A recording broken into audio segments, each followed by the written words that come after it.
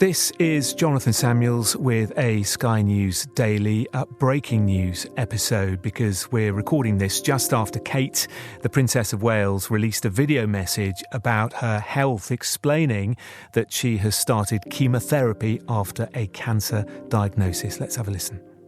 I wanted to take this opportunity to say thank you personally for all the wonderful messages of support and for your understanding whilst I've been recovering from surgery.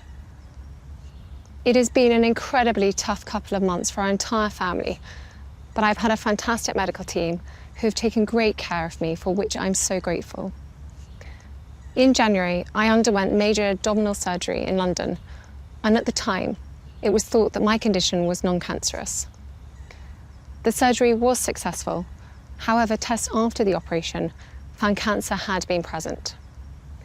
My medical team therefore advised that I should undergo a course of preventative chemotherapy, and I'm now in the early stages of that treatment. This, of course, came as a huge shock, and William and I have been doing everything we can to process and manage this privately for the sake of our young family.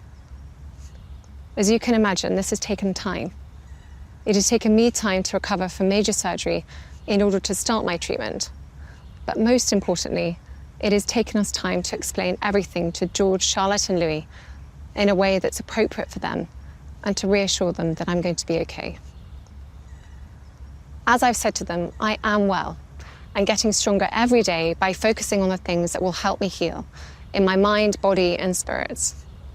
Having William by my side is a great source of comfort and reassurance too, as is the love, support and kindness that has been shown by so many of you. It means so much to us both.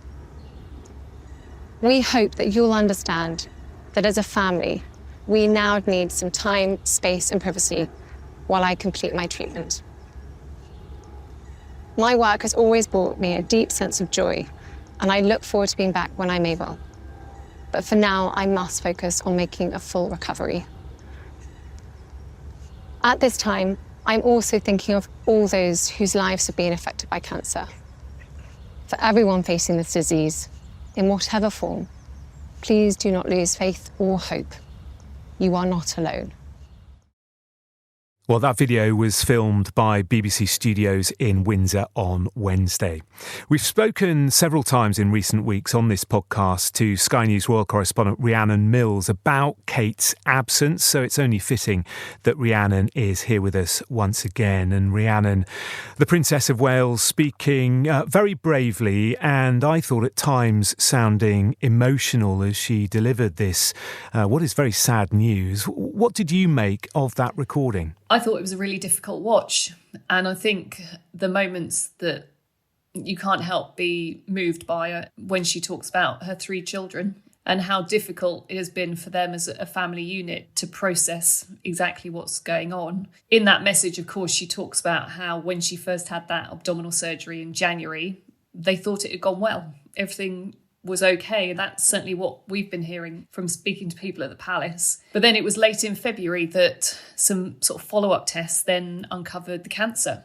And since then, she's obviously been undergoing chemotherapy. She's having treatment. But it's just unbelievable to hear this news, I think, especially when you put it in the wider context of all the other stories and all the other speculation that's just been swirling around over the last few weeks.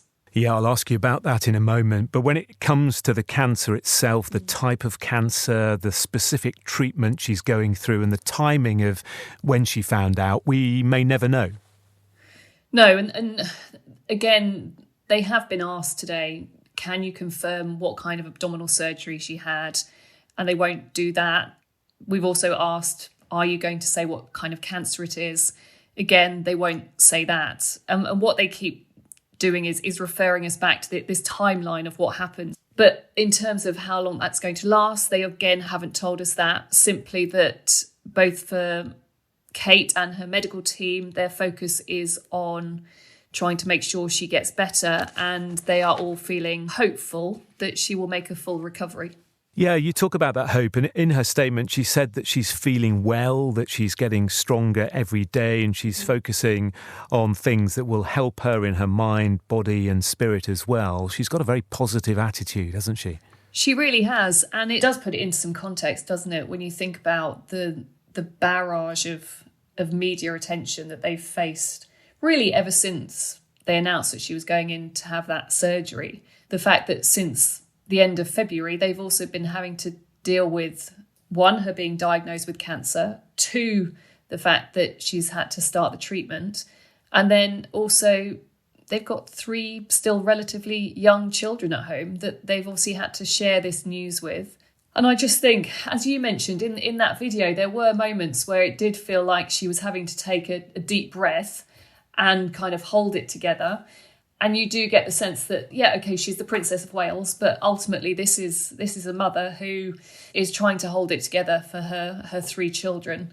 And look, you don't like to dwell on the past, but you also can't forget really that Prince William lost his mother when he was so young. And so for him, it must be really triggering in a way to know that his wife is unwell. But I think, yeah, what she's trying to convey in that message is that sense of, look, I'm staying positive. But also I think at the end of the message, it's a very telling thing that royals tend to do. She tries to kind of defer this away from her and talks about how her heart is really with all those who have this illness and this condition, and asking everyone to try and keep a sense of hope, really. And she mentions William, doesn't she, in the statement, and talks about how he's been a great source of comfort and reassurance. And we remember that day when he didn't attend a memorial, and there was again speculation then about what was going on, and we were told it was a private matter. Well, of course, it was probably linked to this, wasn't it? Well, it was, yeah. We now know that it was linked to it. It wasn't necessarily that day that they found out about the cancer diagnosis, but it was certainly around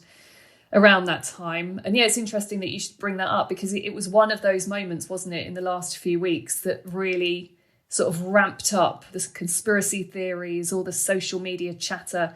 And I think the problem for them is we've seen these spikes, haven't we, over the last few weeks in terms of different things that have happened that have just, rather than quietening things down, have just ramped up the attention even more, as behind the scenes that they're having to deal with all of this. And I know, speaking to people at the palace, it's been on one front deeply frustrating for Prince William that they've not been able to have any kind of control, I suppose, over the coverage that's been going on. But on the other hand, it's made him incredibly angry that he has felt that his family ultimately have been under attack. I'm told that at times he's just been asking, look, how can we make this stop? And I think in some ways, it's an awful thing to say, but I think they'll be hoping that, look, she's done this video now. She's told everybody that she's got cancer. I think it's a case of, look, just back off and leave us alone.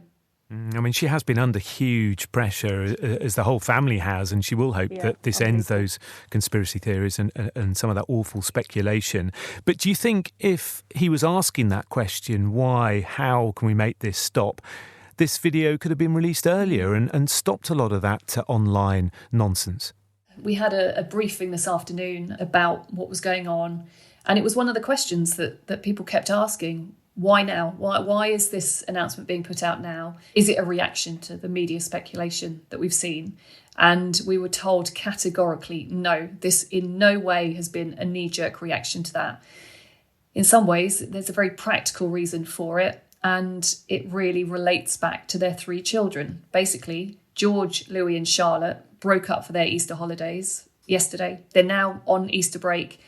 And I think it means for William and Kate, by announcing it now, the children aren't in the classroom, basically, so they're not going to have to listen to, I don't know, other parents at the school gate talking about it. They're not going to have to face other pupils asking them questions about it. I think William and Kate now are hoping, look, we'll announce it now, and then they have this 4-week Easter break where hopefully they can kind of hide away in a way as a family and get through what they know is going to be a moment of kind of intense media interest. So that's the reason why they've announced it now. We're told in some ways she was taking autonomy over it. She was deciding when was the right time for her husband and her children. And of course, she will be getting a huge amount of comfort from the King. Incredible, really, isn't it? Both of them going through this at exactly the same time. And the palace, Buckingham Palace, releasing a statement where the King talks about his beloved daughter-in-law and how he's been in constant contact with her. Do you know what? I know it is not to sound flippant, but it is mad, isn't it? And look, they won't be the only family in this country who faced this. But a double cancer diagnosis, well, in the same month, basically. The King and Kate diagnosed in the same month. It's hard to get your head around, really. But yeah, the statement from Buckingham Palace is lovely in many ways, and it does say how proud the King is of Catherine in the way that she had the courage to do that video message.